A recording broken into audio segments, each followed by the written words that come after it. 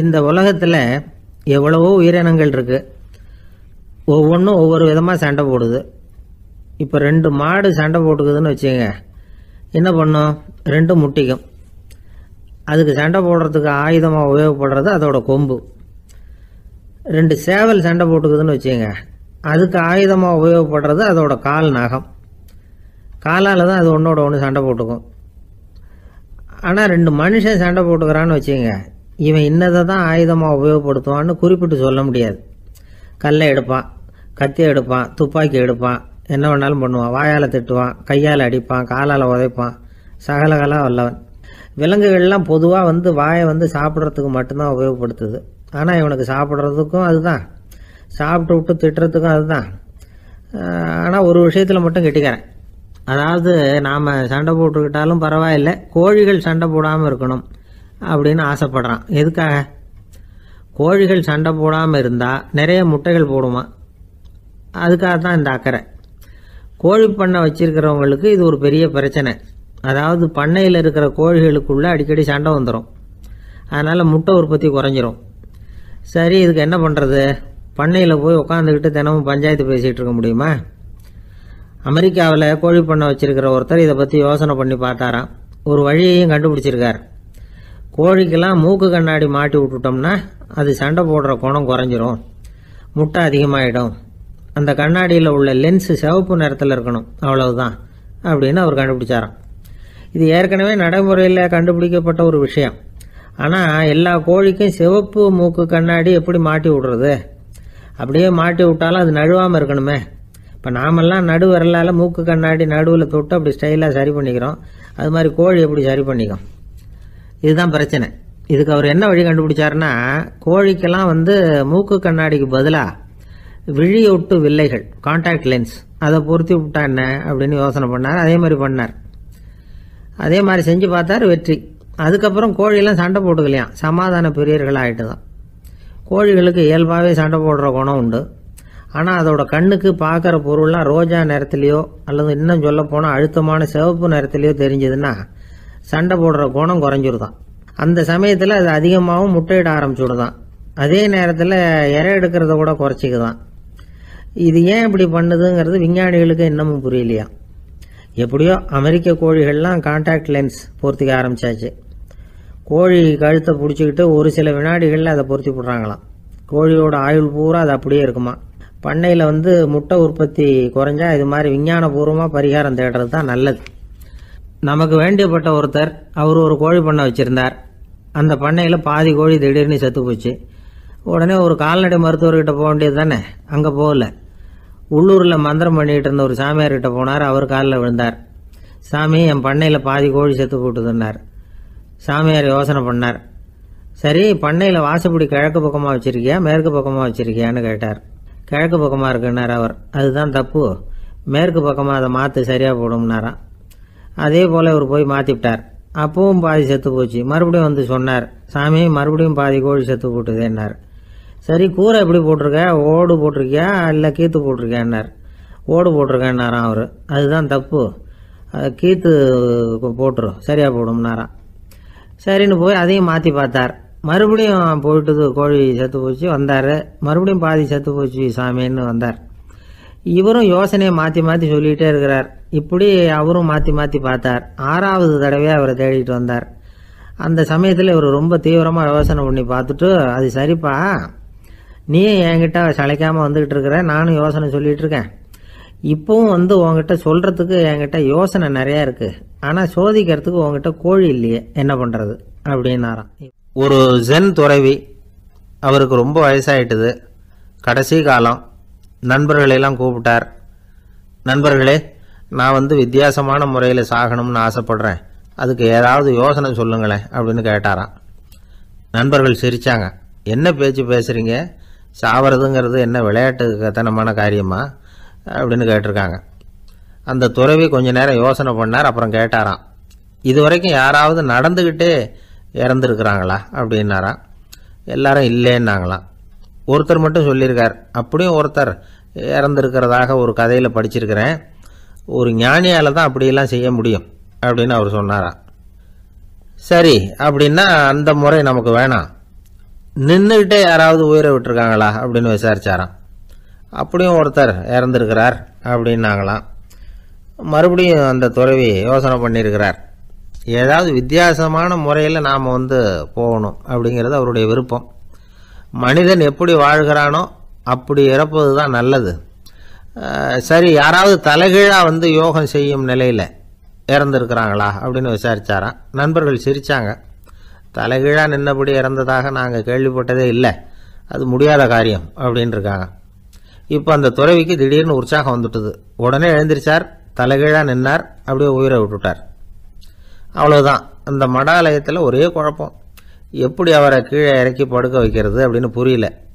இப்படி உயிர் விடுறதை பற்றி அவங்க இதுவரைக்கும் கேள்விப்பட்டதும் இல்லை. உண்மையிலேயே இவர் இறந்து தான் போனாராங்கிறதும் தெரியல. சோதித்து பார்த்தாங்க. இதய துடிப்பு, நாடி துடிப்பு எல்லாம் நின்று போயிருந்தது. இவர் எப்பவும் இப்படி தான், என்ன பண்ணுறது இப்போது அப்படின்னு சொல்லி எல்லாரும் குழம்பிக்கிட்டு இருக்கிற சமயத்தில் ஒரு பெரியவர் யோசனை சொன்னார். இந்த துறவியோட மூத்த சகோதரி பக்கத்து மடாலயத்தில் இருக்கிறாங்க, அவங்கள இங்கே அழைச்சிட்டு வந்தால் ஏதாவது வழி கிடைக்கும் அப்படின்னார். அந்த அம்மாவுக்கு 90 வயசு. அழைச்சிட்டு வந்தாங்க. ஒரு குச்சியை ஊன்றிக்கிட்டு அப்படியே மெதுவாக நடந்து வந்தாங்க. தம்பி தலைகீழாக நின்று உயிர் விட்டு இறக்கிறத பார்த்தாங்க. தம்பின்னு கூப்பிட்டு பார்த்தாங்க, ஒன்றும் காணோம். உடனே என்ன பண்ணாங்க, தன்னுடைய கைத்தடியால் தம்பியோட உடலை ஒரு தட்டினாங்க. ஏப்பா, சாகிறப்பவும் உன்னுடைய குறும்புத்தனத்தை விடலையா? இப்படியாடா சாகிறது, ஒழுங்காக செத்து தொலை அப்படின்னாங்களாம். அவ்வளவுதான். உடனே அந்த துறவி திரும்பி நேராக நின்னார். அக்கா, கோவப்படாத, நான் ஒழுங்காக சாகிறேன், எப்படி செத்தா என்ன, எல்லாம் எனக்கு ஒன்று தான் அப்படின்னு சொல்லிவிட்டு அப்படியே தரையில் படுத்து உயிரை விட்டாராம். அதுக்கப்புறம் அந்த அம்மா கோலை கையில் எடுத்துக்கிட்டு அப்படியே திரும்பி கூட பார்க்காம அவங்க பாட்டுக்கு போயிட்டாங்களாம். மரணத்தை ஒரு விளையாட்டாக ஆக்கிய அந்த துறவிக்கு வாழ்க்கையே ஒரு விளையாட்டாக தான் இருந்திருக்குது. எந்த நோக்கமும் இல்லாமல் செயல்படுறதுன்னா என்னங்கிறதும் அவருக்கு தெரிஞ்சிருக்குது. பயனை எதிர்பார்க்காம பணி செய்து வாழ்ந்து மறைந்த மகான் அவர். தம்முடைய தொழிலை விளையாட்டு போல செய்ய தெரிஞ்சவருக்கு வாழ்க்கையே ஒரு விளையாட்டாக மாறிடும். எல்லாமே விளையாட்டாகி விடுகிற போது மரணமும் விளையாட்டாகிவிடும் அப்படிங்கிறது தான் அந்த தத்துவம். ஆனால் அதுக்கு முன்னாடி உங்களுக்குள்ளே இருக்கிற உண்மையான நடிகனை நீங்கள் அடையாளம் கண்டுபிடிக்கணும். நீங்கள் நடிக்க வேண்டியதே இல்லை, நீங்கள் ஏற்கனவே நடிச்சுக்கிட்டு தான் இருக்கிறீங்க. நீங்கள் இந்த உண்மையை தெரிஞ்சுக்கணும், அவ்வளவுதான். இதுதான் ஞானிகளுடைய கருத்து. வாழ்க்கையை சரியாக புரிஞ்சுக்கிட்டால் எல்லாமே நடிப்புங்கிறது புரியும். கல்யாண பத்திரிக்கை அனுப்பியிருந்தேனே, ஏண்டா வரலன்னு கேட்டானா ஒருத்தன். வந்திருந்தேனே அப்படின்னானா இவன். டேய், ஏண்டா போய் சொல்கிற, நான் பத்திரிக்கையே உனக்கு அனுப்பலையே அப்படின்ட்டுருக்கான் அவன். அதுக்கு இவன் சொன்னானா, பத்திரிக்கை அனுப்புனேன்னு நீ போய் சொல்கிறப்போ கல்யாணத்துக்கு வந்தேன்னு நான் போய் சொல்லக்கூடாதா அப்படின்னானா. சில பேர் எப்படின்னா, அவங்க பேசுகிற வார்த்தை ஒரு மாதிரியாக இருக்கும், அதுக்கு அர்த்தம் வேற மாதிரியாக இருக்கும். அதனால் நாம் அவசரப்பட்டு ஒரு முடிவுக்கு வந்துடக்கூடாது, யோசித்து பார்க்கணும். இல்லைன்னா விவரம் தெரிஞ்சவங்களை கேட்டு அதுக்கு அர்த்தம் என்னன்னு கண்டுபிடிக்கணும். ஒரு ஊரில் ஒரு பெரியவர் இருந்தார். அவருக்கு 3 பிள்ளைங்க. கடைசி காலத்தில் அவர் அந்த 3 பிள்ளைங்களையும் கிட்டத்தில் கூப்பிட்டு 3 அறிவுரைகளை சொல்லிவிட்டு கண்ணை மூடிட்டார். அவர் சொன்ன அறிவுரைகள் என்ன தெரியுமா? பெத்த தாய்க்கு சோறு போடாதே, இது ஒரு அறிவுரை. கொடுத்த கடனை கேட்காதே, இது ஒரு அறிவுரை. விதைச்ச நிலத்துக்கு வேலி போடாதே, இது ஒரு அறிவுரை. என்ன இது எல்லாம் ஒரு மாதிரியா இருக்குது, இதெல்லாம் பார்த்தா அறிவுரை மாதிரியா தெரியுது, என்னப்பா இப்படி சொல்றிய அப்படின்னு கேட்கலாம்னா அவர் அதுக்குள்ள கண்ணை மூடிட்டார். சரி, அப்பா சொல்லிவிட்டு போன அறிவுரைக்கு அர்த்தம் என்ன, அதை எப்படியாவது கண்டுபிடிப்போம் அப்படின்னு சொல்லி அந்த 3 பிள்ளைங்களும் ஆளுக்கு ஒரு அறிவுரையை எடுத்துக்கிட்டு வெளியில புறப்பட்டாங்களாம், விவரம் தெரிஞ்சவங்களை கேட்கலாம்னு. ஒரு பெரியவர் வந்தார். அவரை பார்த்து விளக்கம் கேட்டாங்க. ஐயா, கொஞ்சம் நெல்லுங்க, எங்க அப்பா சாகர சமயத்துல பெத்த தாய்க்கு சோறு போடாதேன்னு சொல்லிவிட்டு போனார், அப்படின்னா என்ன அர்த்தம் அப்படின்னு கேட்டாங்க. அந்த பெரியவர் கொஞ்சம் யோசனை பண்ணி பார்த்துட்டு அப்புறம் விளக்கம் சொன்னார். பெத்த தாய்க்கு சோறு போடாதேன்னா பொதுவா வயசானவங்களுக்கு அடிக்கடி கோபம் வரும். மருமகளோ மற்றவங்களோ சோறு போட்டா சீரா போட்டா ஐயோ குறைச்சி போடுறாளே, தாராளமா போடுறதுக்கு மனசு வரலையேம்பாங்க. தாராளமா போட்டா ஐயோ இப்படி மாட்டுக்கு கொட்டுறது மாதிரி கொட்டுறாளேம்பாங்க. ஆக எப்படி போட்டாலும் கோபம் வரும். அதனால இவங்களுக்கெல்லாம் நாம சோறு போடக்கூடாது, அவங்களா எடுத்து போட்டுக்கிற மாதிரி அவங்களுக்கு முன்னாடி வச்சுடணும். அதுதான் புத்திசாலித்தனம். அததான் உங்க அப்பா பெத்த தாய்க்கு சோறு போடாதேன்னு சொல்லியிருக்கிறார். போடாதேன்னா அவங்களா எடுத்துக்கிற அளவுக்கு அவங்க முன்னாடி சோத்தை வச்சிருங்க, அவங்க வேணுங்கிறத எடுத்துக்கிட்டோம்னு அர்த்தம் அப்படின்னு விளக்கம் கொடுத்தாரு அந்த பெரியவர். சரிங்க, அடுத்தபடியா எங்க அப்பா கொடுத்த கடனை கேட்காதேன்னு சொன்னாரு, அது எப்படிங்க நாங்க கேட்காம இருக்க முடியுமா அப்படின்னு கேட்டிருக்காங்க.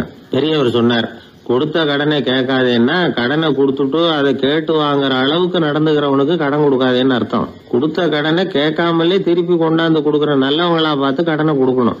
அததான் உங்க அப்பா அப்படி சொல்லி இருக்கிறார், கொடுத்த கடனை கேட்காதேன்னு அப்படின்னு விளக்கம் கொடுத்தார். உடனே இவங்க அந்த மூணாவது விஷயத்தையும் சொல்லி விளக்கம் கேட்டாங்க. விதைச்ச நிலத்துக்கு வேலி போடாதேன்னு சொன்னாரு, அது எப்படி வேலி போடாம இருக்க முடியும் அப்படின்னு கேட்டாங்க. ஏன் முடியாது?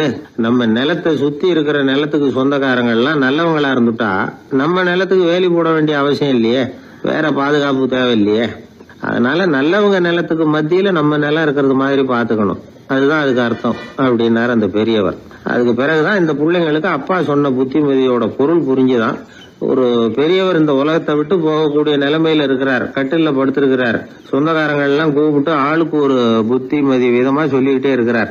அவங்க எல்லாம் கிட்டத்துல வந்து அவர் சொல்ற புத்திமதியை கேட்டுட்டு போறாங்க. கடைசியா அவரோட மனைவி கிட்டத்துல வந்தாங்களாம். எனக்கு என்ன புத்திமதி சொல்லிட்டு போறீங்க அப்படின்னு கேட்டிருக்காங்க. உனக்கு எதுவும் புத்திமதி சொல்ல வேணாம்னு நினைக்கிறேன்னாராம் அவரு. ஏன்னு கேட்டாங்களாம் இவங்க. இதுவரைக்கும் நான் சொன்ன எந்த புத்திமதியை நீ ஒழுங்கா கேட்டிருக்கிற அப்படின்னு சொன்னாராம். ஒரு வயதான குரு சாய்வு நாற்காலியில உட்கார்ந்திருந்தார். ஒரு ஆள் அவரை தேடிட்டு வந்தான். வந்து அவர் முன்னாடி நின்னான். ஐயா, நான் உங்களுக்கு சீடனா ஆயிடலாம்னு நினைக்கிறேன் அப்படின்னா. அந்த குரு நிமிந்து பார்த்தார். இத பாருப்பா, அது அவ்வளவு சுலபமான வேலை இல்ல. அப்படியா சொல்றீங்க அப்படின்னா. ஆமா, நீ ஒரு சீடனா ஆகணும்னா உன்னுடைய அகங்காரத்தை எல்லாம் விட்டுடணும், தியானத்துல முழுமையா ஈடுபடணும். இது மாதிரி இன்னும் பல காரியங்களை ஒழுங்கா செய்யணும், ஒரு ஈடுபாட்டோட செய்யணும். அது மட்டும் இல்ல, இதெல்லாம் தொடர்ந்து நீண்ட நாட்களுக்கு செய்ய வேண்டி இருக்கும். அப்படி உன்னால முடியுமா அப்படின்னார். வந்தவன் யோசிக்க ஆரம்பிச்சான். சீடனாகிறதுலேயே இவ்வளவு சிரமம் இருக்குங்கிறது அவனுக்கு தெரியாது. யோசிச்சுக்கிட்டே அந்த குருவை பார்த்தான். அவர் சாய்வு நாற்காலியில இருந்த நிலைமைய பார்த்தான். சரிங்க சுவாமி, சீடனாகிறது இவ்வளவு கஷ்டம்னா அது வேணாம், அதுக்கு பதிலா உங்களை மாதிரி ஒரு குருவா ஆயிடுறேனே அப்படின்னா. குரு சிரிச்சார். நீ சொல்றது சரிதான், குருவாகிறது சுலபமான வேலைதான் அப்படின்னார். இதை கேட்டதும் அந்த ஆளுக்கு ஏகப்பட்ட சந்தோஷம். கஷ்டப்படாம குருவாயிடலாம் போல இருக்குதே அப்படின்னு கணக்கு போட்டான். பிறகு அந்த குரு சொன்னார், நீ குருவாயிட்டா பல சீடர்களுக்கு தலைவனா ஆகணும், அவங்கள வழி நடத்தி செல்லணும். அது கஷ்டமாச்சே. ஏன்னா பல பேர் கோவப்படுறவங்களா இருப்பாங்க, சில சமயம் சண்டை கூட போட்டுக்குவாங்க, சொல்றத கேட்க மாட்டாங்க, பணிவு இருக்காது. இப்படிப்பட்டவங்களை எல்லாம் சமாளிக்கிறதுங்கிறது ரொம்ப ஆபத்தான விஷயமாச்சேன்னார். என்ன சுவாமி, இப்ப கொஞ்ச நேரத்துக்கு முன்னாடி தானே சொன்னீங்க குருவா ஆகிறது சுலபம்னு அப்படின்னா. ஆமா, அது சரிதான். இப்ப என்னையே பாரு, நான் எவ்வளவு ஓய்வா இருக்கிறேன். ஆனா ஒண்ணு, ஒருத்தன் பல சீடர்களை வந்து வழி நடத்தி செல்லணும், அல்லது ஒரு சீடன் ஆயிடணும். இப்படி ரெண்டுல ஒண்ணு ஆனாதான் நல்லது அப்படின்னாரு அவரு. அவன் இப்ப ரொம்ப குழம்பி போயிட்டான். ஏன்னா மாத்தி மாத்தி ஒவ்வொரு விதமா சொல்றாருன்னு. சுவாமி, நீங்க சொல்றத பார்த்தா ரெண்டுமே கஷ்டமான காரியமா தான் தோணுது. என்ன முடிவு எடுக்கிறதுன்னு எனக்கு புரியல. அதனால உங்களுடைய அபிப்பிராயம் என்ன, அதை சொல்லுங்க அப்படின்னு கேட்டான். இப்ப அந்த குரு சொன்னார், நீ பல சீடர்களின் தொல்லைகளுக்கு ஆளாகிறத விட நீயே முதல்ல சீடனாகி தொல்லைப்படுறதுதான் சரியா இருக்கும். ஏன்னா அப்ப நீ உன்னுடைய பிரச்சனையை மட்டும்தான் கவனிக்க வேண்டியிருக்கும். குரு ஆயிட்டீன்னா பல பேருடைய பிரச்சனையில தலையிட வேண்டியிருக்கும் அப்படின்னார். ஒரு உண்மையான குருவுக்கும் சீடனுக்கும் உள்ள உறவுங்கிறது ரொம்ப பயன் கருதாத ஒரு அன்பு கலப்பு. ரெண்டு இயற்கையான முழுமை நெருங்கி வந்து ஒன்றோட ஒன்று கலக்கிறது. நீங்க கேள்வி கேட்டா எப்படி அது முழுமை இருக்க முடியும்? அதுல முழுமைங்கிறது ஒரு அமைதியான நிலை. இந்த காலத்து குரு சீடர்கள்லாம் வேற மாதிரி. ஒரு குரு தன் சீடன் கிட்ட சொன்னார், இந்த பாருப்பா, நீ இந்த உலகத்துல எதுக்கும் பிரயோஜனப்பட மாட்ட, பன்றி மேய்க்கிறது கூட லாய்க்கில்லை அப்படின்னார். அப்படின்னா ஒண்ணு செய்யறேன் அப்படின்னு நான் சீடன். என்ன பண்ணுவேன்னு கேட்டிருக்காரு குரு. உங்களை மாதிரியே ஒரு குருவாயிடுறேனே அப்படின்னு நானா. அந்த சீடன் அசோக மன்னர் வந்துகிட்டு இருக்கார். அவருடைய ஆலோசகர்கள் எல்லாம் பக்கத்துல வந்துகிட்டு இருக்கிறாங்க. அந்த சமயத்துல எதிரில் ஒரு புத்த பிக்ஷு வர்றார். அசோகர் பாக்குறார். ஓடி போய் அவர் காலில் விழுந்து வணங்குறார். அசோக மன்னரின் தலை அந்த புத்த துறவியின் பாதத்துல பட்டுக்கிட்டு இருக்கு. பக்கத்துல நின்றுகிட்டு இருந்த அமைச்சருக்கு இது ரொம்ப சங்கடமா போச்சு. ரொம்ப வருத்தப்பட்டார். நம்ம அசோக சக்கரவர்த்தி எப்பேற்பட்டவர், அவரோட தலை ஒரு சன்னியாசியின் பாதத்துல படுறதா அப்படின்னு நினைச்சு ரொம்ப கவலைப்பட்டார்.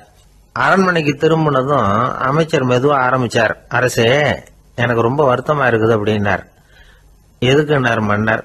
அசோக சக்கரவர்த்தியின் தலை, அதாவது அந்த சிரம் ரொம்ப மதிப்புமிக்க ஒன்று. அது ஒரு சன்னியாசியின் காலில் படலாமா அப்படின்னார். அசோகர் பதில் சொல்லல, சிரிச்சார், போயிட்டார். அதுக்கப்புறம் ஒரு சரியான சந்தர்ப்பத்துக்காக காத்துக்கிட்டு இருந்தார். ஒரு நாள் அமைச்சரை கூப்பிட்டார். எனக்கு 3 தலைகள் வேணும் அப்படின்னார். சொல்லுங்க, கொண்டுகிட்டு வரேன் அப்படின்னார் அமைச்சர். அசோகர் சொன்னார், முதல்ல எனக்கு தேவையானது ஒரு ஆட்டின் தலை, 2வது ஒரு புலியின் தலை, 3வது ஒரு மனிதனின் தலை. இதுதான் அசோகர் கேட்டது. எங்க இருந்தாலும் கொண்டு வாங்கன்னார். அமைச்சர் புறப்பட்டார். ஆட்டுத்தலை புலித்தலை கிடைச்சிட்டுது. அப்புறமா ஒரு சுடுகாட்டுக்கு போய் ஒரு மனித தலையும் சேகரம் பண்ணிட்டு ராஜா கிட்ட வந்துட்டார். அரசே, உங்கள் ஆணைப்படி 3 தலைகளையும் கொண்டு வந்திருக்கிறேன்னார். அசோகர் பார்த்தார். ரொம்ப நல்லது, இப்ப இது 3ஐயும் எடுத்துக்கிட்டு போய் சந்தையில வித்துட்டு வாங்க அப்படின்னார். அமைச்சர் அதுகளை எடுத்துக்கிட்டு சந்தைக்கு போனார். முதல்ல ஆட்டுத்தலை நல்ல விலைக்கு வித்து போச்சு. நல்ல விலை கொடுத்து வாங்கிட்டு போட்டாங்க. அடுத்தபடியா புலி தலைய ஒருத்தர் வாங்கிட்டார். அதை பாடம் பண்ணி வீட்டில் மாட்டி வைக்கலாமே அப்படின்னு நினைச்சு அதையும் வாங்கிட்டு போட்டார். மனித தலையை மட்டும் வாங்கறதுக்கு யாரும் முன் வரல. எல்லாரும் அதை பார்த்துட்டு விலகி போக ஆரம்பிச்சாங்க. அமைச்சர் திரும்பி வந்தார். அரசே, இந்த தலையை மட்டும் யாரும் வாங்க மாட்டேங்கிறாங்க அப்படின்னார். சரி, பரவாயில்ல, இதை இலவசமாவே எனாமாவே யாருக்கிட்டையாவது கொடுத்துட்டு வந்துருங்க அப்படின்னார். அமைச்சர் மறுபடியும் சந்தைக்கு போனார். இதை இலவசமா தரேன், இதை வாங்கிக்கோங்க அப்படின்னார். அப்பவும் அதை யாரும் வாங்கிக்கிறதுக்கு தயாரா இல்லை. மறுபடியும் திரும்பி மன்னர்கிட்ட விவரத்தை சொன்னார். இப்போ மன்னர் சொல்றார், அமைச்சரே, உயிர் இருக்கிற வரைக்கும் தான் இந்த தலைக்கு மதிப்பு. ஜீவன் போனதுக்கு அப்புறம் அதோட மதிப்பும் போயிடுது. அதனால மதிப்பு இருக்கும் பொழுதே பெரியவர்கள் பாதம் பணிந்து அந்த புனிதத்தை பெற்றுக்கொள்ளணும் அப்படின்னார். பணிவுங்கிறது வேற, அடிமைத்தனம்ங்கிறது வேற. பெரியவர்களை பணிவது நமக்கு பெருமை தரக்கூடிய விஷயம். இதை மனசுல வச்சுக்கிட்டு எப்போ காலில் விழணும், எப்போ காலில் விழக்கூடாது அப்படிங்கறத முடிவு பண்ணிக்கணும். ஒரு சாதாரண ஆள் நடந்து வந்துகிட்டு இருந்தார். எதிரில் வந்த ஒரு பெரிய மனுஷன் ஓடி போய் அவர் காலில் விழுந்து தன்னுடைய தலையை அவர் பாதத்தில் கொண்டு போய் வச்சார். கொஞ்ச நேரம் கழிச்சு எழுந்திரிச்சு வந்துட்டார். வந்த பிறகு இவரை கேட்டேன், ஏன் திடீர்னு ஓடி போய் அந்த ஆளு காலில் விழுந்தீங்க அப்படின்னு. அவர் போட்டிருக்கிறது என்னோட காணாம போன செருப்பான்னு கண்டுபிடிக்கிறதுக்காக அப்படி விழுந்தேன் அப்படின்னா. ஒரு இலக்கிய கூட்டம் ஏற்பாடு பண்ணியிருக்கிறோம், நீங்க அவசியம் அதுல பேசணும் அப்படின்னு கேட்டுக்கிட்டார் ஒருத்தர். வேணாங்க, 4 பேருக்கு முன்னாடி நிக்கிறதுனா எனக்கு ரொம்ப கூச்சமா இருக்கும் அப்படின்னாரு இவரு. ஏன் சார், இன்னமும் குழந்தை மாதிரி கூச்சப்படுறீங்களே அப்படின்னார் அவர் ஒரு மாதிரியா சமாளிச்சு அனுப்பி வச்சுட்டு அதுக்கப்புறம் அதை பத்தி இவர் யோசிச்சு பார்த்திருக்கார். சில நிபுணர்கள் எழுதியிருக்கிறத படிச்சும் பார்த்திருக்கிறார். மனோதத்துவ நிபுணர்கள் என்ன சொல்றாங்க தெரியுமா? 10லேருந்து 20% குழந்தைகள் பிறக்கிறப்பவே கூச்ச சுபாவம் கொண்டதா தான் இருக்குதான். ஒரு தாத்தா தன்னோட பேர பிள்ளைய ஆசையா கூப்பிடுறார் விளையாட்டு காட்ட, அதை அழுதுகிட்டு ஓடி போகுது. ஒரு அம்மா தன்னோட பிள்ளைய பள்ளிக்கூடத்தில் சேர்க்கறதுக்காக கூப்பிட்டுக்கிட்டு போறாங்க. அந்த புள்ள அம்மாவோட முந்தானையில ஒளிஞ்சுக்கிட்டு வெளில வரமாட்டேங்குது. இவங்களெல்லாம் எப்படி சமாளிக்கிறது? குழந்தைகளோட கூச்ச சுபாவத்தை போக்குறது எப்படி? இதுக்கு நிபுணர்கள் சில யோசனைகளை சொல்லியிருக்கிறாங்க. மற்றவங்களுக்கு முன்னாடி என் பையனுக்கு கூச்சம் ரொம்ப அதிகம் சார், மற்றவங்க பார்த்தா ரொம்ப வெக்கப்படுறான், இப்படி சொல்ற அப்பாக்கள் உண்டு. என் பையன் புது மனுஷால பார்த்தா அட்டையா ஒட்டிக்குவான் சார் அப்படின்னு சொல்ற அப்பாக்களும் உண்டு. இப்படிலாம் குழந்தைகளுக்கு முத்திரை குத்துறது ரொம்ப தப்பான். புதுசா யாராவது வீட்டுக்கு வந்தா குழந்தை தானா தன்னோட கூச்சத்தையும் பயத்தையும் போக்கிக்கிட்டு சகஜமா மாறி வர்றதுக்கு வாய்ப்பு கொடுக்கணுமா. ஒரு கூட்டத்துக்கோ அல்லது சொந்தக்காரங்க கல்யாணத்துக்கோ குழந்தைய அழைச்சிட்டு போறீங்க, அங்க போய் கட்டாயப்படுத்தி குழந்தைய மற்றவங்க கிட்ட பேச சொல்லக்கூடாது. சில சமயம் குழந்தை தானா தன்னுடைய கூச்ச சுபாவத்தை விட்டு பேசுறதுக்கு முன் வந்தா அதை பாராட்டணும். குழந்தை கலகலப்பு இல்லாமல் மௌனமா இருந்ததுன்னா அதையும் கண்டுக்கக்கூடாது. குழந்தை பேச ஆரம்பிச்சா அதை ஆர்வத்தோட கவனிக்க தெரியணும். கலந்து உரையாடுற பழக்கத்தை வீட்லயே ஆரம்பிக்கலாம். கேட்டதுக்கு பதில் சொல் அப்படின்னு நீங்க அதிகாரம் பண்ணிட்டு இருக்கக்கூடாது. அது குழந்தைக்கு பேசுற சந்தர்ப்பத்தை குறைச்சிருமா. இப்ப நாம அதிகாரம் பண்ணா கேலி செய்யற பழக்கம் குழந்தைகளை ரொம்ப பாதிச்சிருமா. பெரியவங்களானதுக்கு அப்புறமும் சில பேர் கூச்சத்தோடவும் பயத்தோடவும் இருக்கிறதுக்கு இதுதான் காரணம். சின்ன வயசுல அவங்கெல்லாம் ஏதாவது கேலிக்கு ஆளாகி இருப்பாங்க. 2வது குழந்தை மூத்த குழந்தைய கேலிக்கு ஆளாகிற சந்தர்ப்பங்களை கண்டு கேலி பண்ணினா அது இளம் நெஞ்சங்களை விட்டு நீங்கிறதே இல்லையா.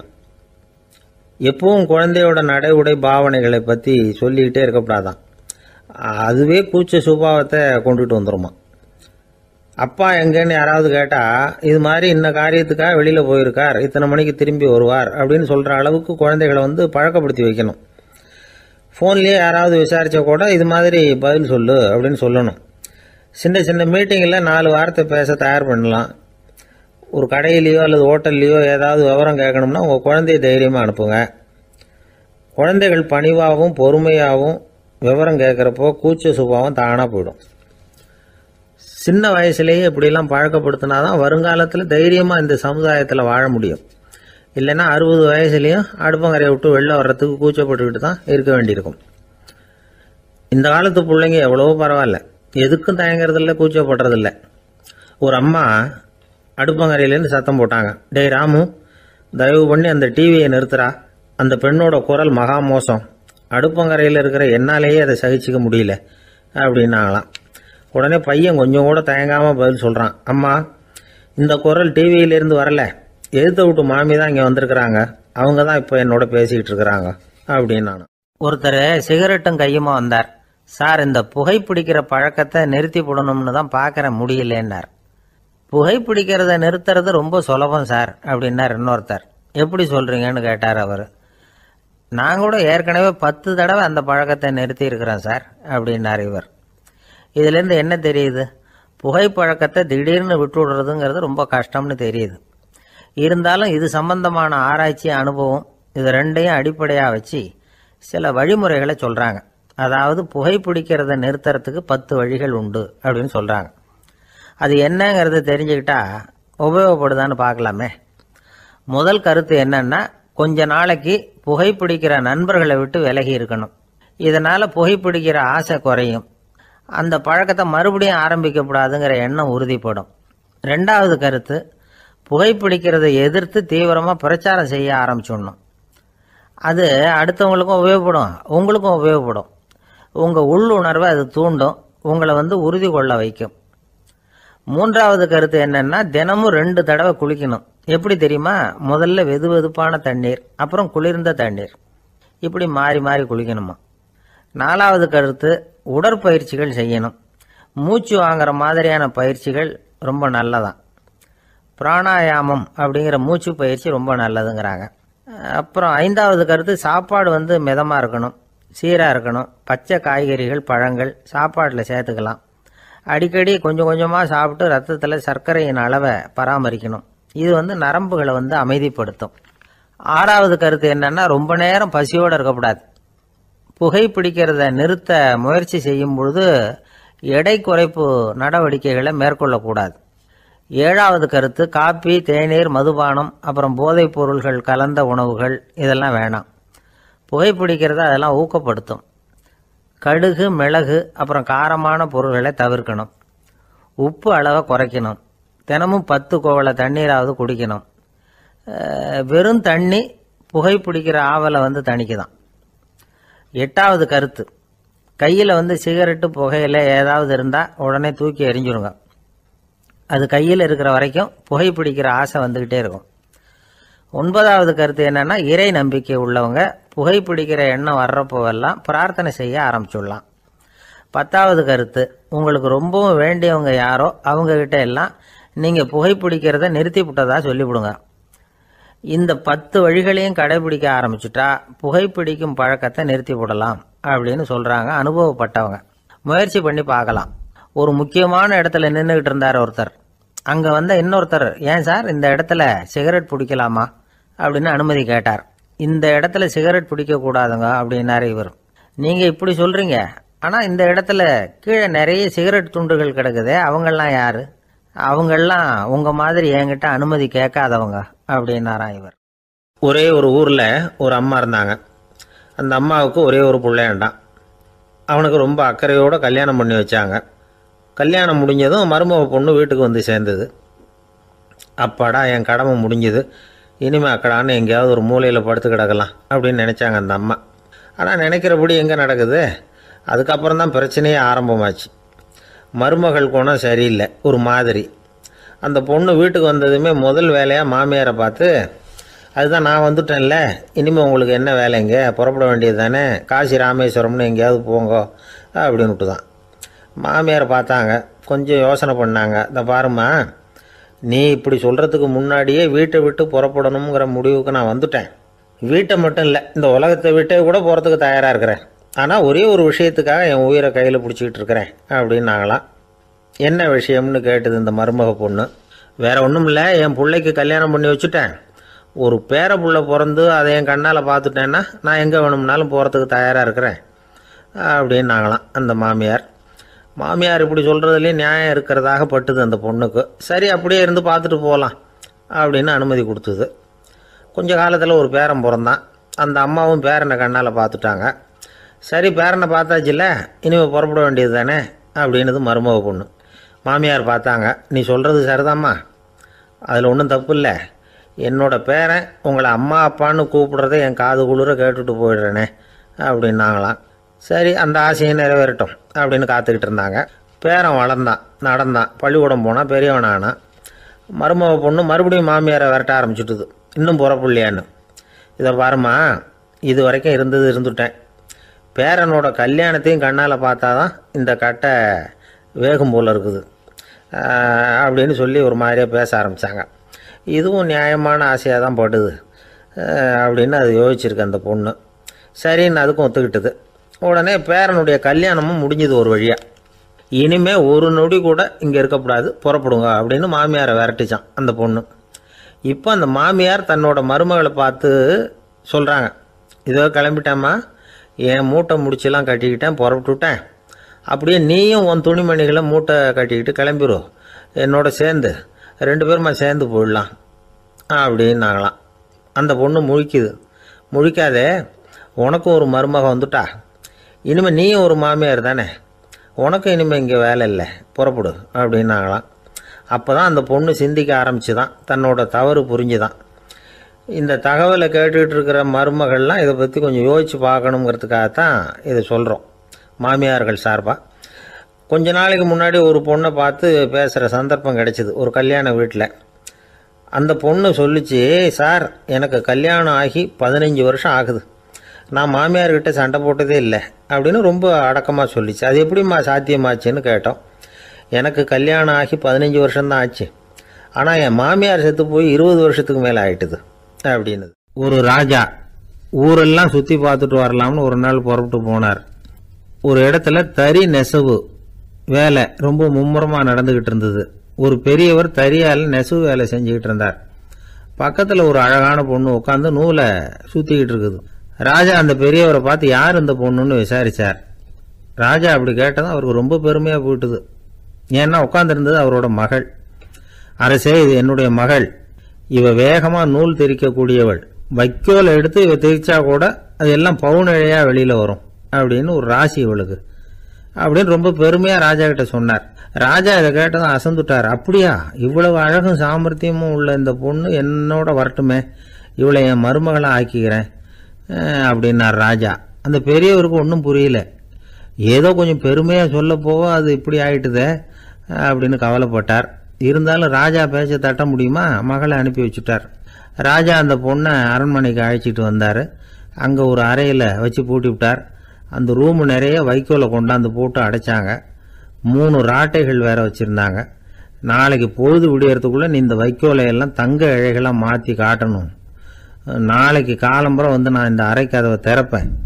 உன் தகப்பன் சொன்னது மாதிரி எல்லாம் தங்கமாக மாறி இருக்கணும், இல்லைன்னா நீ உயிர் தப்ப முடியாது அப்படின்னு உத்தரவு போட்டார். பாவம் அந்த பொண்ணு என்ன பண்ணும், பகல் பூரா அழுதுகிட்டே உட்காந்துருக்குது. ராத்திரி பூராவும் தூக்கம் வரல. மறுநாள் அதிகாலை நேரத்தில் யாரோ கதவை தட்டுற சத்தம் கேட்டுது. பயந்துக்கிட்டே கதவை திறக்கிறா. திறந்து பார்த்தா வெளியில் 3 அவலட்சணமான பெண்கள். ஒருத்திக்கு வந்து கால் அகலமாக முறை மாதிரி இருக்குது, இன்னொருத்திக்கு கட்டை விரல் கரண்டி மாதிரி பெருசாக இருக்குது, 3வது பொண்ணுக்கு உதடு தடித்து ரப்பர் மாதிரி தொங்கிக்கிட்டு இருக்கு. யார் நீங்கள், உங்களுக்கு என்ன வேணும் அப்படின்னு கேட்குது இந்த பொண்ணு. நாங்கள் உங்களுக்கு உதவி செய்யறதுக்கு தான் வந்திருக்கிறோம் அப்படின்னு சொல்லி உள்ளே வந்தாங்க, உட்காந்தாங்க. கொஞ்ச நேரத்துக்குள்ளே உள்ளே இருந்த வைக்கோலையெல்லாம் தங்க இழைகளாக மாற்றி கொடுத்துட்டு போயிட்டாங்க. காலையில் ராஜா வந்தார், பார்த்தார். ஆஹா பேஷுனார். இன்னும் கொஞ்சம் வைக்கோலை கொண்டாந்து அந்த ரூமில் போட சொன்னார். இந்த வைக்கோலையும் இன்னைக்கு தங்கமாக மாற்றிவிடு, நாளைக்கு மறுநாள் உனக்கும் இளவரசனுக்கும் கல்யாணம்னு சொல்லிவிட்டார். இன்னைக்கு ராத்திரி அந்த 3 பொண்ணுங்களும் வந்தாங்க. வைக்கோலை பொண்ணு இழைகளாக மாற்றினாங்க, புறப்பட்டாங்க. இந்த பொண்ணு அவங்க காலில் விழுந்து வணங்கினா, என் உசுரை காப்பாற்றினீங்க, உங்களுக்கு நான் என்ன கைமாறு செய்ய போகிறேன் அப்படின்னா. பயப்படாத, நீ விரும்பினா எங்களுக்கு ஒரு உதவி செய்யலாம். உன்னுடைய கல்யாணத்துக்கு நாங்கள் 3 பேரும் வரோம். நீ எங்களை வரவேற்று ராஜாக்கிட்டையும் இளவரசர்கிட்டையும் நாங்கள் உன்னோட பெரியப்பா பொண்ணுங்கன்னு சொல்லி அறிமுகப்படுத்தி வை, நாங்கள் விருந்து சாப்பிட்டுட்டு போயிடுறோம் அப்படின்னாங்க. ரொம்பவும் சந்தோஷமாக சரின்னு ஒத்துக்கிட்டா. கல்யாண நாள் வந்தது.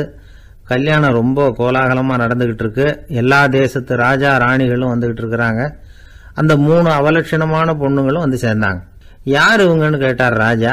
என் பெரியப்பா பொண்ணுங்க அப்படின்னா அந்த பொண்ணு. காலும் உதடும் கட்டை விரலும் ஏன் இப்படி உங்களுக்கு அவலட்சணம் ஆயிட்டுது அப்படின்னு கேட்டார்.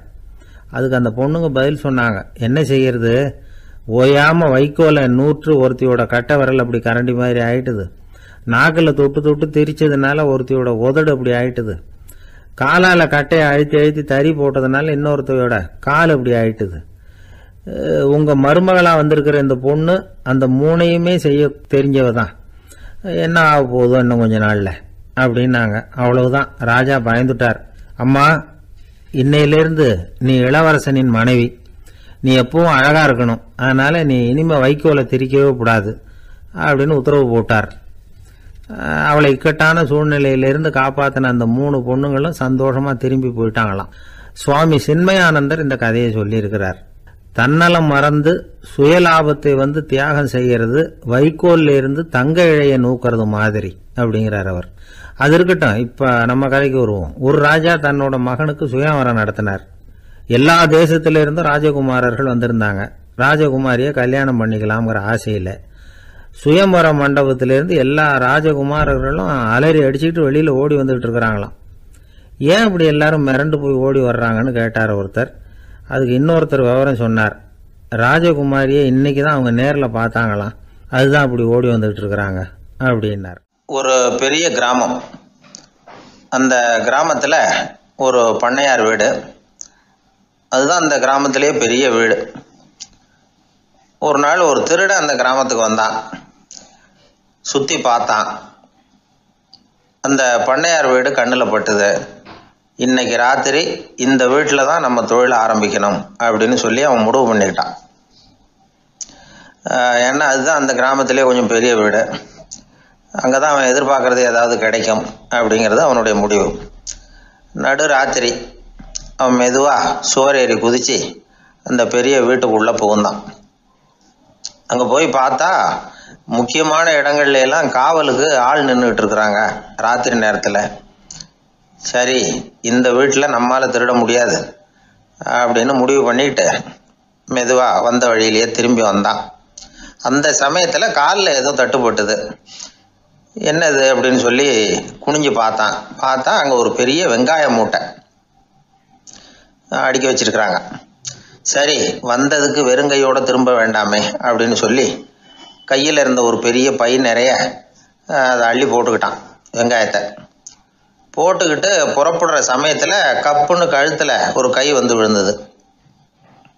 ஆள் மாட்டிக்கிட்டான். அதாவது காவலாளிகள் அவனை பிடிச்சி வச்சுக்கிட்டாங்க. மறுநாள் காலையில் அந்த திருடனை பண்ணையார் முன்னாடி கொண்டுட்டு போய் நிறுத்தினாங்க.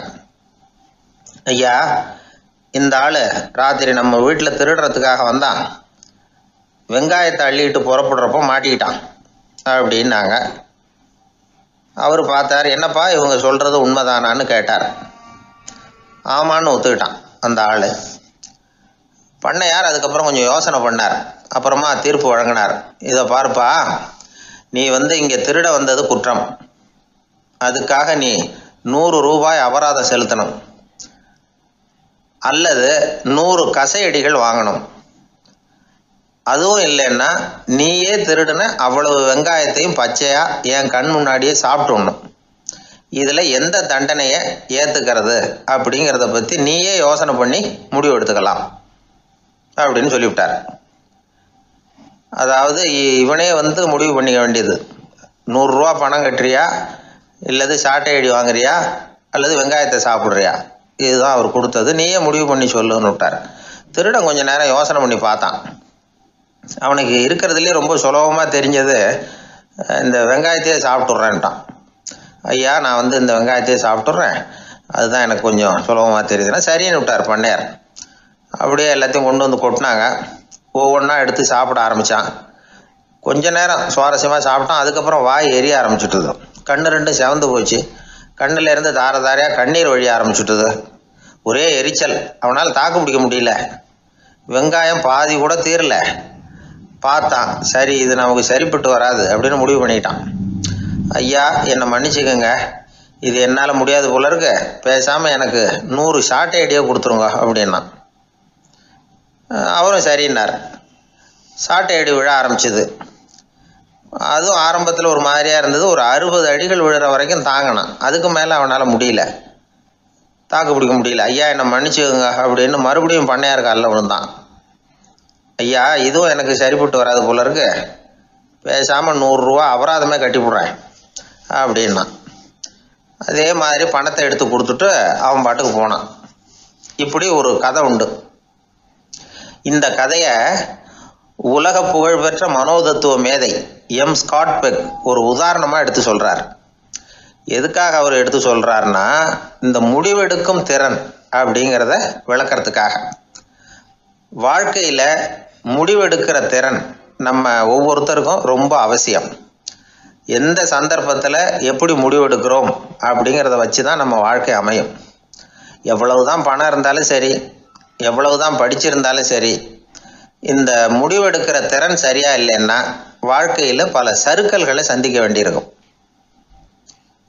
நாம் முடிவுகள் எடுத்தால் அந்த முடிவுகளால் ஏற்படக்கூடிய விளைவுகளுக்கு நாம் பொறுப்பு ஏற்க வேண்டி இருக்குமே அப்படிங்கிற பயத்தினால முடிவெடுக்கிற அதிகாரத்தை பல சமயங்களில் நாம் மற்றவங்களுக்கு தாரவாத்து கொடுத்துட்றோம். நாமே முடிவெடுக்கக்கூடிய திறமையை வளர்த்துக்கிறது தான் ரொம்ப முக்கியம். ஒருத்தர் சொன்னார், சார் சின்ன சின்ன பிரச்சனைகள்ல எல்லாம் எங்கள் வீட்டில் என் மனைவி முடிவு எடுக்க விட்டுருவேன், பெரிய பிரச்சனைகள்ல எல்லாம் நான் தான் முடிவெடுப்பேன் அப்படின்னார். பரவாயில்லையே அப்படின்னு சொல்லி சின்ன சின்ன பிரச்சனைகள்னா எதுங்க அப்படின்னு கேட்டேன். ஒன்றும் இல்லை, இந்த வீட்டு வருமானத்தை பெருக்கிறது எப்படி, வீட்டு செலவை சரி கட்டுறது எப்படி, வீட்டு செலவுக்கு வாங்கியிருக்கிற கடனை அடைக்கிறது எப்படி, இதெல்லாம் சின்ன சின்ன பிரச்சனைகள், என் மனைவிகிட்ட முடிவெடுக்கிற விஷயத்தை விட்டுருவேன்னார். பெரிய பிரச்சனை தான் நான் எடுத்துக்குவேன்னார். அப்படின்னா பெரிய பிரச்சனைன்னா எது சார் அப்படின்னு கேட்டேன். அது என்னென்னா, இந்த உலக பொருளாதாரத்தை மேம்படுத்துறது எப்படி, 21ஆம் நூற்றாண்டில் என்னென்ன சவால்களை சந்திக்க வேண்டியிருக்கும் உலகம், இதெல்லாம் நான் பார்த்துக்குவேன் அப்படின்னார். பாருங்க, இது பிரச்சனைகள்லேருந்து தப்பிக்கிற வழி. அதனால் வாழ்க்கையில் பிரச்சனைகளை சந்திக்கிறதுக்கு தயங்கப்படாது. அதே மாதிரி சரியான நேரத்தில் சரியான முடிவு எடுக்கிறதுக்கு நாம் கற்றுக்கணும். அது ரொம்ப முக்கியம். ஒருத்தன் தன்னுடைய நண்பனை வழியில் பார்த்தான். என்னப்பா லெட்டர் போட்டுனே கிடச்சிதா அப்படின்னா. ஓ கிடச்சிதேன்னா அவன். இவன் உடனே ஏன்டா போய் சொல்கிற, நான் உனக்கு லெட்டரே போடலை, சும்மா தான் கேட்டேன், உடனே கிடச்சிட்டுதுங்கிறிய அப்படின்னா. லெட்டர் போட்டேன்னு நீ போய் சொல்கிறப்போ அது கிடைச்சதுன்னு நான் போய் சொல்லக்கூடாதா அப்படின்னு நானா அவன். இப்படிப்பட்டவங்க சில பேர் இருந்தால் கூட இன்னைக்கு கடிதம் மூலமாக தொடர்பு கொள்ளாதவங்க இருக்கவே முடியாது. அந்த அளவுக்கு அது அவசியமான ஒன்றாயிட்டுது. இந்த அஞ்சல் அட்டைகள் எப்படி ஆரம்பமாச்சு தெரியுமா? ஆஸ்திரியா நாட்டில் ஒரு பேராசிரியர் இருந்தார். அவர் பேர் இம்மானுவேல் ஹெர்மன். அவர் ஒரு நாள் ஒரு பத்திரிகையில் கட்டுரை எழுதினாராம். இது நடந்தது 1869. அவர் எழுதின கட்டுரையில் மக்கள் அதிகம் செலவு இல்லாமல் ஒருத்தருக்கு ஒருத்தர் தகவல் பரிமாறிக்கிறது எப்படி அப்படிங்கிறத பற்றி எழுதியிருந்தார். அதுக்கு சில யோசனைகளை அவரே எழுதியிருந்தாராம். எப்படின்னா, அந்த கட்டுரையை எல்லாரும் படித்து பார்த்துருக்குறாங்க, அவர் சொன்ன யோசனைகள் என்னன்னு. அது அரசாங்கத்தின் கவனத்துக்கு அது போச்சான். ஆகா, இது அவர் சொல்கிற யோசனை நல்லா இருக்கும் போல் இருக்கு அப்படின்னு அவங்களே நினச்சிருக்கிறாங்க. அவ்வளவுதான். உடனே அந்த யோசனையை நடைமுறைக்கு கொண்டுகிட்டு வந்தாங்களாம். பேராசிரியர் இம்மானுவேல் ஹெர்மனின் யோசனைப்படி அச்சடித்த அரசு முத்திரையோட அரசாங்கம் அஞ்சல் அட்டைகளை வெளியிட ஆரம்பிச்சுதான். 1869 அக்டோபர் 7ஆம் தேதி இது நடந்திருக்கு. உலகின் முதல் அஞ்சல் அட்டை வெளிவந்த நாள் அது. அப்போதான் அதுக்கு பேர் என்ன தெரியுமா? அதாவது கரஸ்பாண்டிங் கார்டு அப்படின்னு பேராது. அதுக்கப்புறம் என்ன ஆச்சுன்னா, உடனடியாக அமெரிக்காவிலேயே இது மாதிரியான கார்டுகளை வெளியிட ஆரம்பிச்சிட்டாங்க. அங்கே இதுக்கு என்ன பேர் தெரியுமா? Postal card. அதுக்கப்புறம் 1870 இங்கிலாந்துலேயும் இதை வெளியிட்டாங்களாம். அதை வெளியிட்ட முதல் நாள் அன்னைக்கு என்ன நடந்தது தெரியுமா? மக்கள்லாம் ஏதோ நியாய விலை கடையில நிக்கிறது மாதிரி பெரிய பெரிய கியூ வரிசையில நின்று இதை வாங்கினாங்களாம். நம்ம நாட்டில் முதல் அஞ்சலகம் 1927 கல்கத்தாவில் ஆரம்பமாயிருக்கு. இன்னைக்கும் அஞ்சலகம் இல்லாத இடமே இல்லை. அந்த அளவுக்கு அஞ்சல் போக்குவரத்து அதிகமாக இருக்குது. அன்னைக்கு உள்நாட்டில் ஒருத்தருக்கு ஒருத்தர் தகவல் பரிமாற்றம் செய்து கொள்ள மலிவான ஒரு அஞ்சல் அட்டையை அரசாங்கம் வெளியிடலாம் அப்படின்னு பேராசிரியர் எழுதின கட்டுரை இன்னைக்கு எந்த அளவுக்கு ஆகியிருக்கு பார்த்தீங்களா? ஒருத்தன் ஒரு தபால் பெட்டிக்கு பக்கத்தில் தலையை வச்சுக்கிட்டு அவன் பாட்டுக்கு நின்றுட்டு இருந்திருக்கான். அங்கே இருந்து இன்னொருத்தன் கேட்டிருக்கான், என்ன ஆச்சுன்னு. கொஞ்ச நேரத்துக்கு முன்னாடி இந்த தபால் பெட்டியில் ஒரு கார்டு எழுதி போட்டேன், விவரமெல்லாம் நல்லா தான் எழுதியிருக்கிறேன், ஆனால் அட்ரஸ் எழுத மறந்துட்டேன் அப்படின்னு நானா. உடனே அவன், அதுக்காக கவலைப்படாத, நான் போட்ட கார்டில் அட்ரஸ் எல்லாம் பின்கோடு உள்பட கரெக்டாக எழுதியிருக்கேன், ஆனால் விவரம் எழுத மறந்துட்டேன் நானா. கவலைப்படாத, கொஞ்ச நேரத்தில் தபால்காரர் வருவார், பெட்டியை திறந்ததும் நம்ம லெட்டரை கேட்டு வாங்கிக்கலாம்னா ஒருத்தன். கொஞ்ச நேரத்துக்கு முன்னாடி அவர் வந்தார், கேட்டேன், அதுக்கப்புறம் தான் மனசுக்கு ரொம்ப கஷ்டமா போச்சு நானா. இவன் ஏண்டான்னு கேட்டிருக்கான். அவன், இது தபால் புட்டு இல்லையா? கல்யாணத்துக்கு போயிருந்தியே, எப்படி இருந்ததுன்னு கேட்டார் ஒருத்தர்.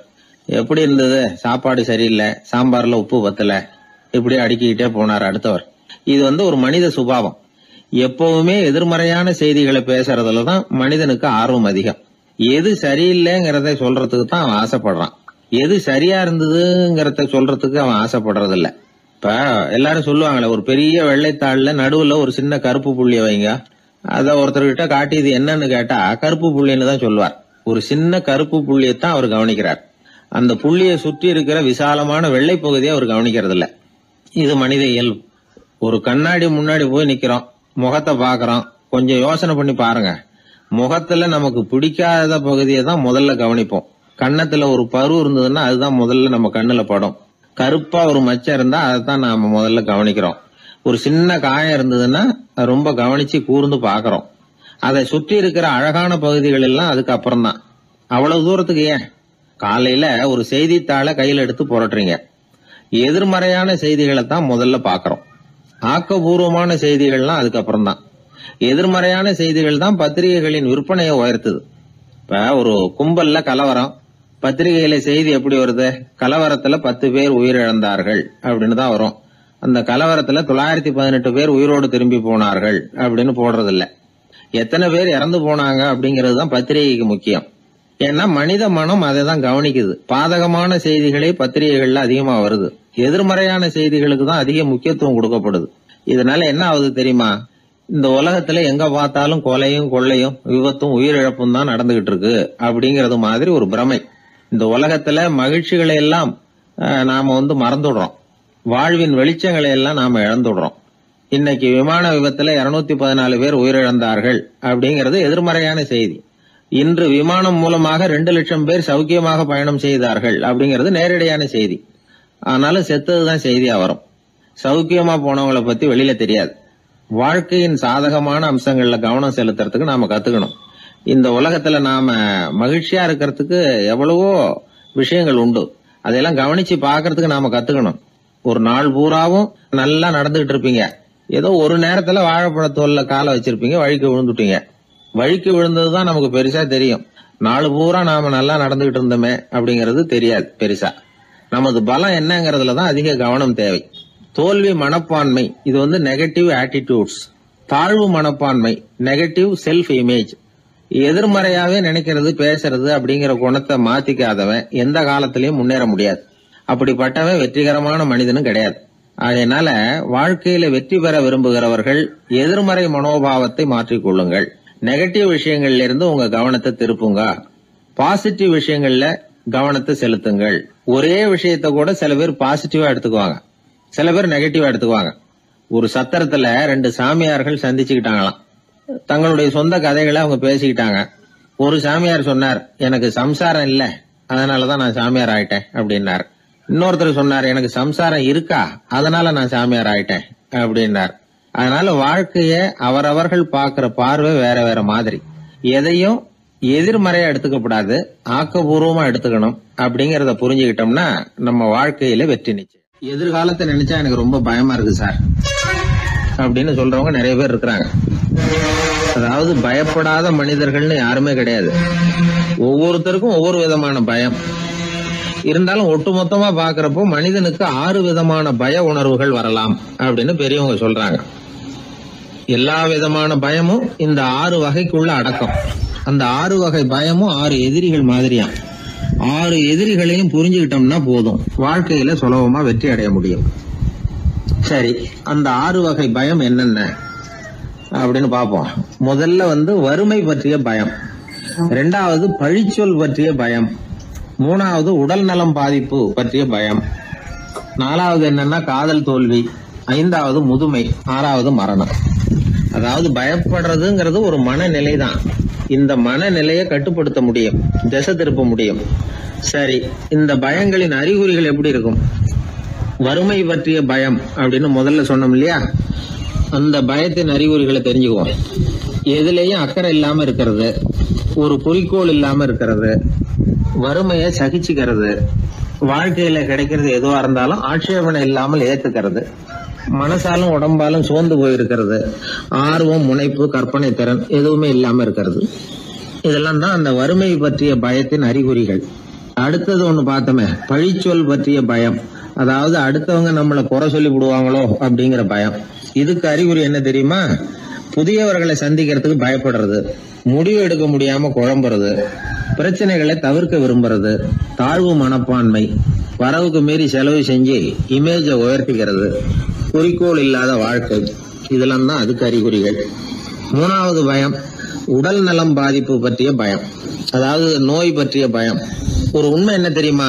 டாக்டரை சந்திக்கிற மனிதர்கள்ல 75% பேர் தங்களுக்கு நோய் வந்துட்டுதுங்கிற கற்பனையில இருக்கிறவங்களாம். நிஜமாவே நோய் கிடையாது அவங்களுக்கு. இந்த பயத்தின் அறிகுறிகள் என்னன்னா, வியாதிக்கான அறிகுறிகள் தன்னிடம் இருக்கிறதாக நினைச்சுக்கிறது, எந்த நேரமும் வியாதியை பத்தியே பேசி பேசி மனசை அங்கேயே வச்சிருக்கிறது, நோய் சம்பந்தமான செய்திகளை படிச்சு நமக்கு இப்படி ஆயிடுமோ அப்படின்னு வேதனைப்படுறது. இதெல்லாம் தான் அதுக்கு அறிகுறிகள். 4வது பயம் காதல் தோல்வி. இது ரொம்ப வேதனை, உடம்பையும் மனசையும் சீரழிச்சு விடும். ஆண்களை விட பெண்கள் தான் இந்த பய உணர்வுல அதிகமா பாதிக்கப்படுறாங்க. 5வது முதுமை பற்றிய பயம். 6வது மரண பயம், வயசான காலத்துல எப்படி சமாளிக்கிறது அப்படிங்கிற பயம். ஆக இதையெல்லாம் நாம புரிஞ்சுக்க வேண்டியது ரொம்ப அவசியம். இந்த 6 வகை பயங்களை சரியா புரிஞ்சுக்கிட்டு நாம நடந்துக்கணும். வாழ்க்கையின் முன்னேற்றத்துக்கு இந்த பயங்கள் முட்டுக்கட்டே ஆயிடக்கூடாது. உழைச்சி பணம் சேர்க்கணும், உற்சாகமா மனசை வச்சுக்கணும். மனசை கட்டுப்படுத்துகிற மார்க்கம் தெரிஞ்சுக்கிட்டா போதும், எல்லாம் சரியா வந்துடும். நம்ம ஆள் ஒருத்தன் சொன்னான், சார் எனக்கு வறுமை பற்றிய பயம்தான் இருந்தது, ஒரே ராத்திரியில 30,000 ரூபாய் தயார் பண்ணிவிட்டேன், இப்ப எனக்கு இன்னொரு பயம் வந்துட்டுதுன்னா. என்ன பயம்னு கேட்டாங்க. போலீஸ் கண்டுபிடிச்சிருமோங்கிற பயம்னா. இது இந்த பயத்துல அடங்காது. அதனால அஞ்சி சாவார், அஞ்சாத பொருள் இல்லை அப்படின்னு பாரதி சொன்னார் இல்லையா, அது மாதிரி பயத்தை புரிந்து கொண்டு அதற்கு தகுந்த மாதிரி நம்முடைய வாழ்க்கையை அமைத்துக் கொள்ள வேண்டும். அப்படி அமைத்துக் கொள்ளுகிறவர்களுக்கு வெற்றி நிச்சயம். கிராமத்துல ஒருத்தன் தன்னுடைய நகங்களை வெட்டிக்கிட்டு இருந்தான். வெட்டி முடிச்சதும் ஒரு வயசானவர் அவனை பார்த்து, அதெல்லாம் அடுத்தவன் கண்ணில் படுறது மாதிரி போட்டுறாதப்பா, ஆபத்துன்னார். என்ன ஆபத்துன்னு கேட்டான் இவன். எவனாவது பில்லி சூனியம் வைக்கிறவன் எடுத்துட்டு போயிட போறான் அப்படின்னாரு அவர். வேண்டாத ஒருத்தனுக்கு ஏதாவது கெடுதல் பண்ணணும்னா உடனே மந்திரவாதியை தேடி போறது உண்டு. மந்திரவாதி என்ன பண்ணுவாருன்னா, யாருக்கு சூன்யம் வைக்கணுமோ அவனோட காலடி, மண்ணு, முடி, நகம் இதையெல்லாம் அவனுக்கு தெரியாம எடுத்துட்டு வா அப்படிம்பார். இது மட்டும் இல்ல, அழுக்கு துணி, பேரு, மனித உருவம் மாதிரி செய்யப்பட்ட பொம்மை இதெல்லாம் கூட மந்திரவாதிகள் பயன்படுத்துறது உண்டு. இதெல்லாம் ஏமாத்து வேலை. மனிதனுடைய முடி, நகம் இதெல்லாம் வெட்ட வெட்ட வளருது இல்லையா, அதனால அதுக்குள்ள உயிர் இருக்கிறதாக ஆதி மனிதர்கள் நம்பி இருப்பாங்க. அதனால மனுஷங்கிட்ட இருந்து அதெல்லாம் பிரிக்கப்பட்ட பிறகும் கூட அதுகளுக்கும் அந்த மனுஷனுக்கும் தொடர்பு இருக்கிறதாக அவங்க நம்பினாங்க. அந்த நம்பிக்கை தொடர்ந்து அதோட விளைவாதான் இன்னைக்கு மந்திரவாதிகள் நகத்தையும் முடியையும் எடுக்கிறாங்க. அந்த நகத்துக்கும் முடிக்கும் ஒரு பாதிப்பு உண்டாக்குனா அது சம்பந்தப்பட்டவனுக்கு போய் சேரும் அப்படிங்கறது அவங்க நினைப்பு. அவ்வளவுதான் விஷயம். இது மாதிரி நம்பிக்கைகள் தான் இன்னைக்கு நகம், முடி இதையெல்லாம் மற்றவங்க கண்ணில் படும்படி போடக்கூடாது அப்படிங்கிற வழக்கத்தை உண்டாக்கி விட்டுது. ஒருத்தர் பேர் என்னன்னு கேட்டு தெரிஞ்சுட்டு போய் அந்த பேரை வச்சு அவனோட ராசி பலனை கணிச்சு அவனுக்கு ஏற்பட இருக்கிற கெட்ட நேரத்துல அவனுக்கு சூன்யம் வச்சா அது உடனே பலிக்கும் அப்படின்னு ஒரு நம்பிக்கை. அது மட்டும் இல்ல, சூன்ய தகட்டுல பேரை எழுதி புதைக்கிறதும் உண்டு. இதனாலதான் பெண்கள் கணவன் பேரை சொல்லாத பழக்கம் ஏற்பட்டுதான். அதாவது பேரை கேட்டுக்கிட்டு போய் ஏதாவது கெடுதல் பண்ணிவிட்டா என்ன பண்றது அப்படிங்கிற பயம். அப்படி ஆரம்பிச்ச பழக்கம்தான் இன்னைக்கு ஏதோ மரியாதைக்காக கணவன் பேரை பிறர் முன்னிலையில சொல்றதில்ல அப்படிங்கறது மாதிரி ஆயிட்டுது. மந்திரவாதிகள் நம்ம ஊர்ல மட்டும்தான் இருக்கிறாங்கன்னு நினைக்காதீங்க, உலகம் பூரா உண்டு. பிசி தீவில் வாழக்கூடிய மக்கள் என்ன செய்வாங்களாம் தெரியுமா? இது மாதிரி மாந்திரீகம், செய்வன, பில்லி, சூனியம் இதெல்லாம் தங்களை பாதிக்காம இருக்கிறதுக்காக வீட்டை சுத்தி அகழி வெட்டி அதுல தண்ணீரை நிரப்பி வச்சிருவாங்களாம். ஆஸ்திரேலியாவில் இருக்கக்கூடிய பழங்குடி மக்கள் கிட்ட ஒரு பழக்கம், ஏதாவது பழங்கள் சாப்பிட்டா அதோட விதைய தண்ணீர்லயோ அல்லது ஆத்துலயோ போட்டுருவாங்களாம். வெளியில போட்டுட்டா அதை எடுத்து செய்வினைக்கு பயன்படுத்திடுவாங்க அப்படிங்கிற பயம். இது மாதிரி உலகம் பூராவும் செய்வினையின் மூலம் அடுத்தவங்களுக்கு பாதிப்பை உண்டு பண்ண முடியும் அப்படிங்கிற நம்பிக்கை இருக்கத்தான் செய்யுது. பொதுவா எல்லா ஊர்லயுமே நகம், முடி, காலடி மண்ணு, மனித உருவ பொம்மை இததான் மந்திரவாதிகள் பயன்படுத்துறாங்களாம். இந்த பில்லி, சூனியம், செய்வினை இதுல இருக்கிற உண்மை என்ன தெரியுமா? நகமோ முடியோ எதையும் செய்யறது இல்ல, சம்பந்தப்பட்டவனுக்கு ஏற்படுற பயம் இருக்கு பாருங்க, அதுதான் பாதிக்கும். இது மனநிலையை பொறுத்த விஷயம், வேற விஞ்ஞான ரீதியான பாதிப்பு இதுல எதுவும் கிடையாது. நம்ம ஊர்ல ஏற்பட்ட பகுத்தறிவு சிந்தனைகள், மூட நம்பிக்கைகளை எவ்வளவோ குறைச்சிருக்குது. இருந்தாலும் ஏமாந்து போறவங்க இன்னும் இருந்துகிட்டு தான் இருக்கிறாங்க. இந்த காலத்துல சின்ன குழந்தைகளை கூட ஏமாத்துறது கஷ்டம். ஒரு குழந்தை கேட்டுதான், ஏன்பா பிரார்த்தனை பண்ணனா நமக்கு எல்லாம் கிடைக்குமா அப்படின்னு தான். ஓ கிடைக்குமே அப்படின்னாராம் அப்பா. நீ வச்சிருக்கிறிய பேனா அது கூட கிடைக்குமா அப்படின்னு கேட்டுதான் குழந்தை. ஓ கிடைக்கும் அப்படின்னாராம். அப்படின்னா நீ வச்சிருக்கிற பேனாவை என்கிட்ட கொடுத்துரு, அதுக்கப்புறம் நீ பிரார்த்தனை பண்ணி வேற ஒரு பேனாவை வாங்கிக்கோ அப்படின்னு தான் அந்த சின்ன குழந்தை. ஒரு பெரிய நினைவு மண்டபம், அதுக்கு முன்னாடி ஒரு அப்பாவும் பிள்ளையும் நின்றுகிட்டு இருக்கிறாங்க. அந்த வழியாக போகிறவங்க வர்றவங்கெல்லாம் அந்த இடத்துல நின்று அது என்ன மண்டபம் அப்படின்னு விசாரிக்க ஆரம்பித்தாங்க. அந்த அப்பாவும் பிள்ளையும் தான் வர்றவங்களுக்கெல்லாம் விவரம் சொல்லிகிட்டு இருக்கிறாங்க. அதாவது இந்த இடத்துல ஒரு பெரிய மகான் சமாதி ஆயிருக்கார், அவர் சமாதியான இடத்துல இந்த நினைவு மண்டபத்தை கட்டியிருக்கிறோம் அப்படின்னாங்க. ஊர் பூரா இந்த செய்தி பரவிச்சு. நிறைய பேர் அந்த இடத்த தேடி வர ஆரம்பித்தாங்க. இங்கே கொஞ்சம் நேரம் உட்காந்துட்டு போனால் மனசுக்கு ஒரு நிம்மதி கிடைக்கிது அப்படின்னாங்க. அங்கே இருந்த உண்டியலில் நிறைய காசு போட்டுட்டு போகிறாங்க. பணம் கிடுகிடுன்னு நிறைய சேர ஆரம்பிச்சிட்டுது. பணம் நிறைய சேர்ந்த உடனே அந்த அப்பாவுக்கும் பிள்ளைக்கும் தகராறு வந்துட்டுது. பணம் சேர்ந்தாலே சொத்து தகராறு வரத்தானே செய்யும், அது மாதிரி வந்துட்டுது. பையன் அடிக்கடி நிறைய பணம் கேட்க ஆரம்பித்தான். அப்பா பார்த்தார், யோசனை பண்ணார், ஒரு முடிவுக்கு வந்தார். ஒரு நாள் பையனை கூப்பிட்டார், இதை பாருப்பா, நமக்குள்ள தகராறு வேணாம், அப்பாவும் பிள்ளையும் இப்படி சண்டை போட்டுக்கிட்டா பார்க்குறவங்க தப்பாக நினைப்பாங்க, அதனால் நமக்குள்ளே சமரசமாக இதை தீர்த்துக்குவோம், என்ன சொல்கிற அப்படின்னார் அப்பா. சரி நான் பையன். உடனே அந்த அப்பா என்ன பண்ணார் தெரியுமா?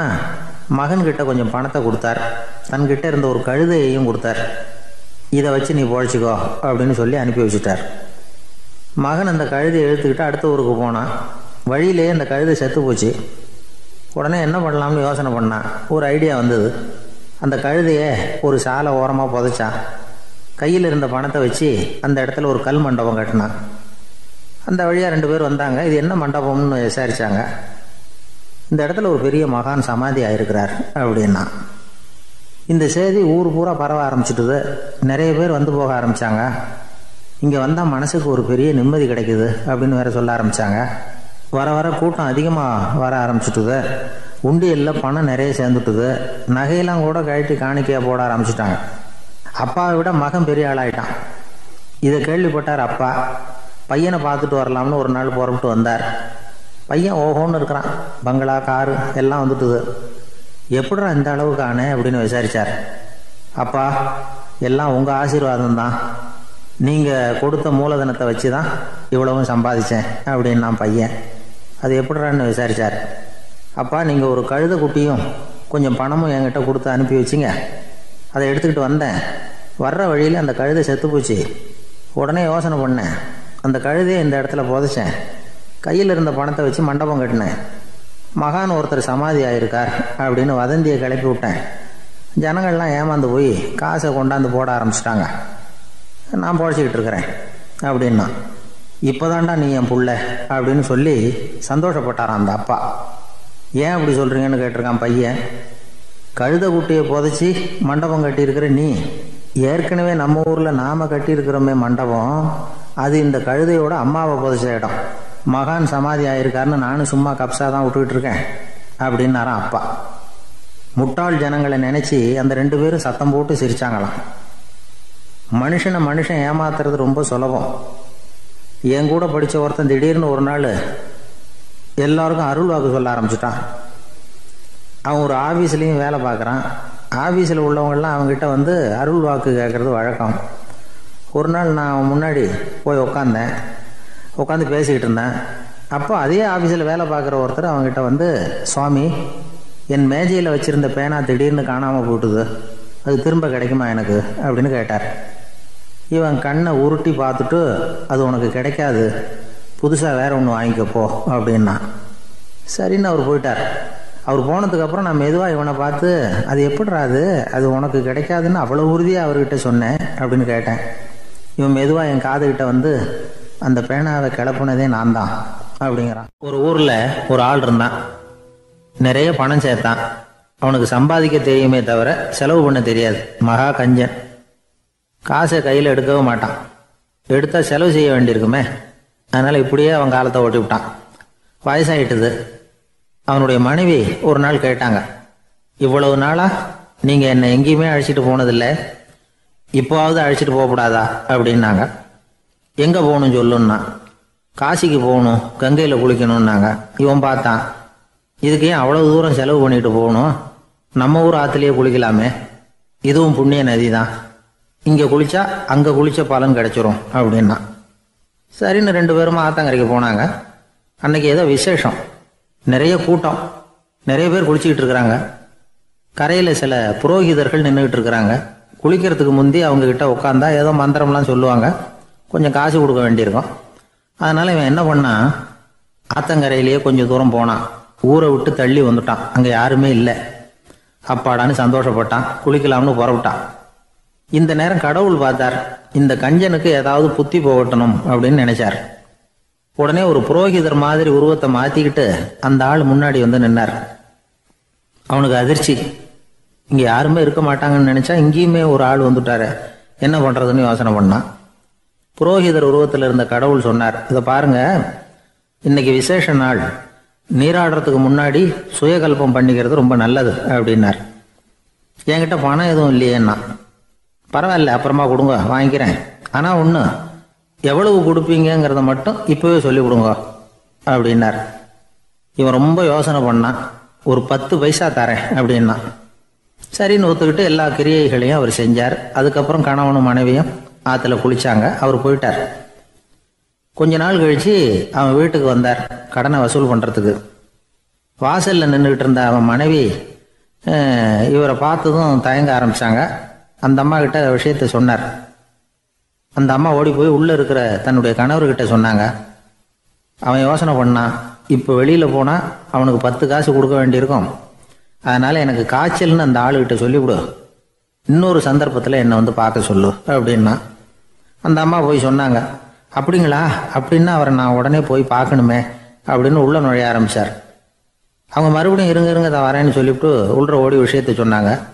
இது ஏதுடா வம்பா போச்சு அப்படின்னு பார்த்தான். மனைவியை கிட்டத்தில் கூப்பிட்டான். இதோ பாரு, ஜன்னி கண்டு நான் இறந்து போயிட்டதா சொல்லிவிடு அப்படின்னா சொன்னாங்க. புரோகிதர் பார்த்தார். அப்படின்னா ஒரு வழியாக இருந்து அவருடைய இறுதி சடங்குகளையும் நானே முடிச்சுட்டு போயிடுறேன் அப்படின்னார். உள்ளே இருந்தவன் யோசனை பண்ணான், அந்த ஆள் என்னை விட மாட்டான் போல இருக்கு, அதனால் ஒரு சவப்பெட்டியில் என்னை வச்சு தூக்கிக்கிட்டு மயானத்துக்கு போங்க, பார்த்துக்கலாம் அப்படின்னா. புரோகிதரும் விடுற மாதிரி இல்லை, கூடவே நடந்து போய்கிட்டு இருக்கிறார். அங்கே இறக்கி சடங்குகளை முடிச்சுட்டு தீ வைக்கிற நேரம் பொட்டிக்குள்ளே இருந்த நம்ம ஆள் அலறி அடிச்சுட்டு வெளியில் ஓடி வந்தான். புரோகிதர் உருவத்தில் இருந்த கடவுள் சிரிச்சார். தன்னுடைய சுய உருவத்தை காட்டினார். அதுக்கப்புறம் அவனை கூப்பிட்டு, இதை பாருப்பா, ஏன் இப்படி அல்லாடுற, ஏதாவது வர வேணும்னா கேள் தரேன் அப்படின்னார். அவன் யோசனை பண்ணான். பகவானே, ஒரே ஒரு வரம் தான் உங்ககிட்ட கேட்கணும்னா. என்ன வேணும் கேளுன்னார். அந்த 10 பைசா தட்சணையை தள்ளுபடி பண்ணால் போதும் அப்படின்னா. கடவுளும் சரின்னு சொல்லிட்டு போயிட்டார். இப்படி ஒரு கதையை சுவாமி சிவானந்தர் சொல்லியிருக்கிறார். செல்வந்தர்கள் பல பேர் இப்படித்தான் இருக்கிறாங்க. தாங்களும் அனுபவிக்க மாட்டாங்க, அடுத்தவங்களுக்கும் கொடுக்க மாட்டாங்க. இது மாதிரியான கஞ்சர்களுக்கு இந்த உலகம் இல்லை, அந்த உலகம் இல்லைங்கிறார் அவர். இந்த கதையில கடவுள் கடன் வசூலுக்கு வந்தது மாதிரி நம்ம ஊர் ஆள் ஒருத்தன் இன்னொருத்தர்கிட்ட 10 பைசா கடன் கொடுத்துட்டான். திருப்பி வாங்கறதுக்கு நடையா நடக்கிறான். கடைசியா கேட்டான், நீ எப்பதான் கடனை திருப்பி தரப்போற, அதை முடிவா சொல்லுன்னா. வர்ற வியாழக்கிழமை கண்டிப்பா கொடுத்துருவேன் அப்படின்னானா அவன்.